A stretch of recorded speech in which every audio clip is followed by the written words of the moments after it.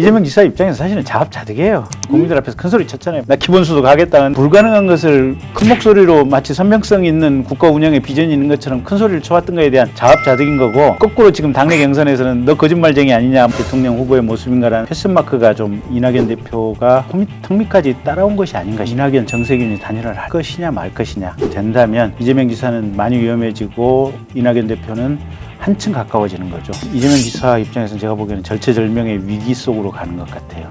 여러분 안녕하세요. 시사저널TV 시사 끝장입니다.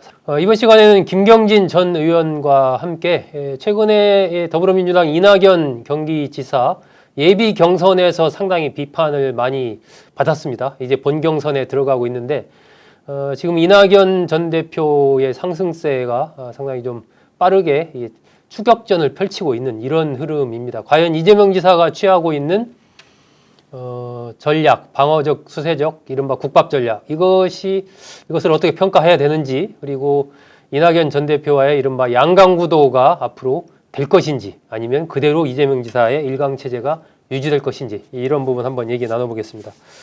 김 의원님, 예비경선에서 어쨌든 이재명 지사가 기본소득에 대한 입장을 바꿨다 이런 비판도 받고, 또 바지 벗을까요? 이런 발언도 하고 하면서 이게 어쨌든 일강주자로서의 불안정성이라든지 대표적인 공약을 바꿨다 이런 비판을 상당 부분 받았습니다. 그러니까 이런 거죠. 이재명 지사 입장에서는 네.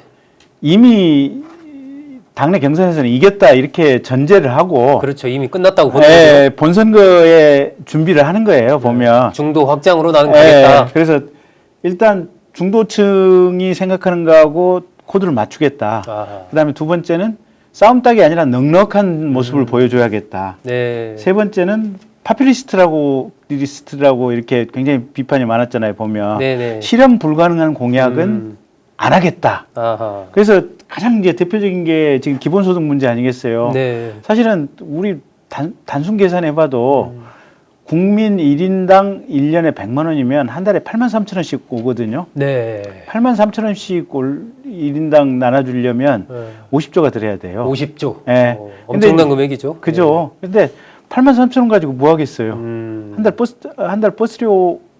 핸드폰 핸드폰 비용 될까 말까 하죠. 핸드폰 비용 정도 되겠네요. 핸드폰 그렇죠. 비용 플러스 커피 한두 잔 사 먹는 돈이다 보니까 아무 의미가 없잖아요. 민주당 당내 주자들이 그 점을 이제 예리하게 지적을 한 거 아니겠어요? 보니까 콕콕 집었죠. 콕콕 집었죠. 예. 기본소득 실현 불가능한 거 가지고 한다. 그러니까 이재명 지사 입장에서 사실은 자업자득이에요. 지금까지 국민들 앞에서 국민들 앞에서 큰 소리 쳤잖아요. 보면 이렇게 그렇죠. 나 기본소득 하겠다는데 기본소득 하는 게 경제 살리는 길이다. 근데 아무 의미도 없고 사실은 조금이라도 한 달에 30만 원 가지고도 사실은 무슨 의미가 있겠어요만은 어느 정도 의미 있는 거라고 할 때는 국가가 파탄나는 이런 얘기다 보니까 불가능한 것을 그냥 큰 목소리로 마치 선명성 있는 국가 운영의 비전이 있는 것처럼 큰 소리를 쳐왔던 거에 대한 자업자득인 거고. 그동안에 워낙 기본소득이 그 이재명 지사의 대표 공약인 것처럼 그렇죠. 다이냥 인식이 된 상태니까요. 그렇죠. 그래서 그러니까 이재명 지사의 참모 그룹 중에서도 대학교 교수라든지 굉장히 이제 전문가 그룹에서는 이거 빨리 폐기해야 된다라고 얘기들이 아마 이재명 지사에게 조언이 좀 오래전부터 얘기가 있었나 봐요. 그래서 요번에 그냥 사실은 당내 경선하는 김에 공격이 있으니까 나 공약했던 적 없다, 공약 아니다 이렇게 그냥 빼버린 거예요. 보면 내일 제1 공약은 성장이다, 기본소득이 아니고. 그러니까 만약에 이재명 지사가 이 상황을, 이 난국을 극복하고 그냥 본선거에 나갈 수 있으면 사실은 요번에 잘한 거예요. 근데 이제 이런 상황들이 과연 본선거에 나가는데 거꾸로 지금 당내 경선에서는 너 거짓말쟁이 아니냐 하면서 지금 박용진 의원이 매섭게 공격했죠. 이 상황이 되니까 이제 이 당내 경선을 넘어갈 수 있느냐 이제 큰 장애물이 됐던 거죠. 그다음에 이제 두 번째로는 보면 넉넉함 같은 경우도 그런 거 아니겠어요. 보면 윤 총장 부인 문제 굳이 검증할 필요 있느냐. 후보 본인에 관한 중대한 문제만 검증하면 되지. 넉넉한 모습을 보여주는 거 아니겠어요. 보면. 그랬더니 당장에 이제 이당 내부에서 여러 가지 화살들이 쏟아져 내외부에서 쏟아져 나오는 거 아니겠어요? 거긴 뭐 김혜경 씨 관련된 것 때문에 예, 그런 거 아니냐, 해경 또 공공시 뭐. 문제 뭐 이런 거 아니냐? 예. 예. 또 본인도 사실은 김무선 씨로부터 여러 가지 또 화살을 맞고 그렇습니다. 있잖아요. 보면 그렇습니다. 예, 이제 이런 상황이 동병상련도 약간 있을 것 같긴 해요.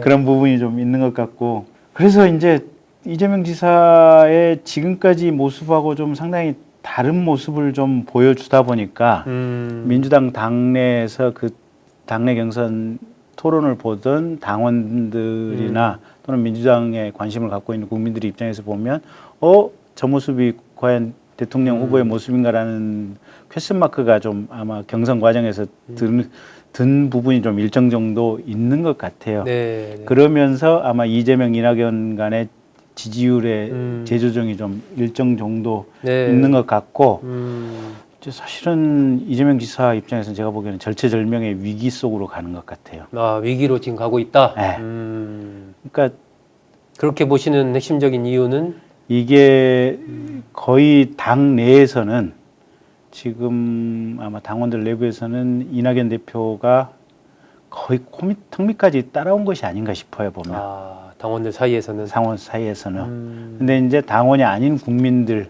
요번에 이제 사실은 당원이 아닌 국민들도 선거인단 신청하면 되잖아요. 그렇습니다. 보면. 뭐 누구나 할 수 있으니까요. 예. 18세 이상이면. 네, 그러면 첫째는 뭐냐면 지금 이낙연 지사 쪽으로 친노 핵심부를 포함해가지고 사실은 많은 의원들이 그쪽에 이렇게 이재명 지사 쪽으로 줄을 댄 또는 그쪽에 줄을 서 있는 네. 의원들이 많아요. 네. 그럼 그쪽에서 조직력을 얼마만큼 발휘할 것이냐.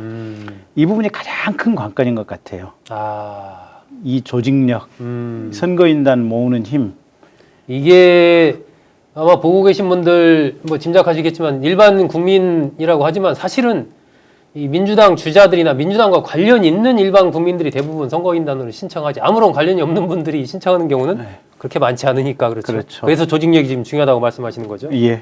그 다음에 이제 두 번째가 결국은 이낙연, 정세균이 단일화를 할 것이냐 말 것이냐. 아, 두 분 사이에 정치력을 발휘해서 앞으로 네. 정치적인 앞날에 대해서 두 분 사이에 대타협이 있을 것이냐 말 것이냐. 네, 대타협이 있다면 그 대타협이 된다면 이재명 지사는 많이 위험해지고 이낙연 대표는 한층 가까워지는 거죠. 아, 예.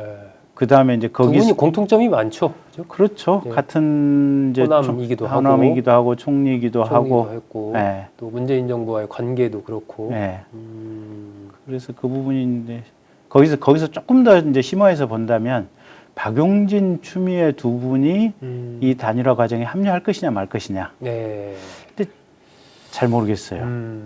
근데 일단 지금 추미애 전 대표 같은 경우는 추미애 전 장관 같은 경우는 합류할 것으로 보여지는 측면이 있고 합류하지 않을 것으로 보여지는 측면이 있어요. 예. 그러니까 단일화를 만약에 이낙연, 정세균 두 분이 한다면 추미애 전 장관 같은 경우는 사실은 핵심 친문 지지층 중에서도 진짜 핵심들의 어떻게 보면 그 지지세를 가지고 있는 거죠. 지지세를 가지고 있잖아요, 보면. 근데 지금 핵심 친문 지지들이 네. 그중에 특히 일반 당원들이 이낙연 쪽으로 지금 많이 이동을 하고 있잖아요. 아하. 그럼 그런 지지층의 어떻게 보면 민심을 추 장관이 어디까지 나몰라라 할 수 있을 것인가. 그러니까 제가 보기에는 추 장관 같은 경우 이번 어떻게 보면 대선 과정에서 꼭히 승리를 한다기보다도 본인이 정치적으로 복권하는 것이 가장 이렇게 어떻게 보면 현실적으로 얻을 수 있는 최대치 아니겠어요? 보면 정치적인 복권이. 이번 과정에서 이제 뭔가 캐스팅 보스로서의 역할을 할 수 있다면 그렇죠. 그것도 큰 거죠. 그렇죠. 그러면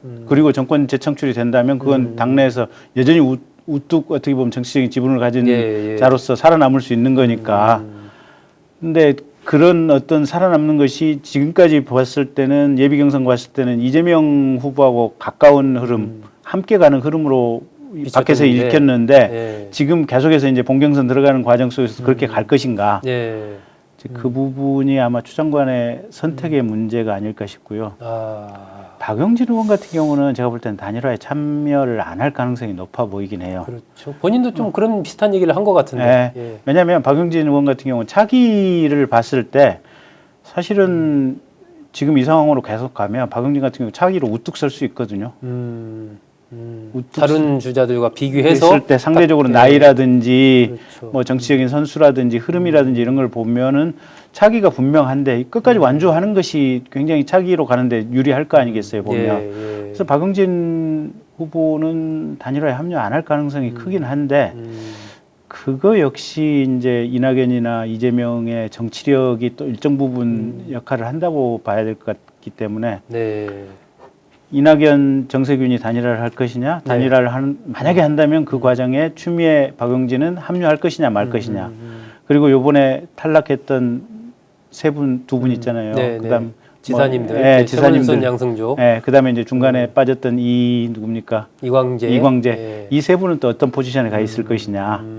뭐 이런 부분들이 이제 단일화 흐름 속에서 좀 지켜봐야 될 것 같고. 아하. 어쨌든 그래서 가장 큰 것은 이재명 지사의 조직력이 얼마만큼 작동을 할 것이냐. 이 부분, 요게 속된 말로 정당 내부에서는 표수를 센다고 하는 거 아니겠어요? 네. 뭐 세도 정확하지는 않지만 그래 대략의 흐름은 세어가면서 읽는 거니까 네. 조직력, 단일화.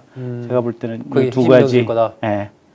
이재명 지사 개인적으로 지금 취해가고 있는 전략. 오늘 보니까 이재명 지사가 나는 이제 국밥 역할을 하겠다. 사이다는 이낙연 전 대표다. 이렇게 얘기를 했는데 이게 이제 아까 김 의원께서 이야기하신 이른바 이 본선을 대비한 그런 전략일 수 있는데 그런 전략의 방향이 지금 전략을 잘 취하고 있는 건가요? 이런 것들로 비춰진 측면도 좀 있는 것 같은데. 제가 보기에는 좋은 전략이 아닙니까? 아닌 것 같아요. 아, 그래요. 그 오히려 그런 부분이 이재명 지사의 위기를 더 가속하고 있다. 초반에 아마 제가 볼 때는 첫 번째 50% 못 넘을 가능성이 높아지는 것 같아요. 아, 결선 투표로 갈 가능성이 높다. 예. 결선 투표에서 결선 투표까지 간다라는 얘기는 어쨌든 이재명 지사로서는 불확실성이 상당히 높아지는 거죠. 높아지는 거 아닙니까? 근데 이미 예. 예비 경선 토론 단계에서 국밥 전략으로 돌아섰기 때문에 아하. 이제는 그 길로 가야 돼요. 아, 이제는 오히려 다시 사이다로 돌아가는 것은 적절치 못해. 죽도밥도 안 된다. 예. 여기서 어떻게 하면 신뢰성과 안정성을 줄 수 있느냐가 그렇죠. 중요하겠네요. 예.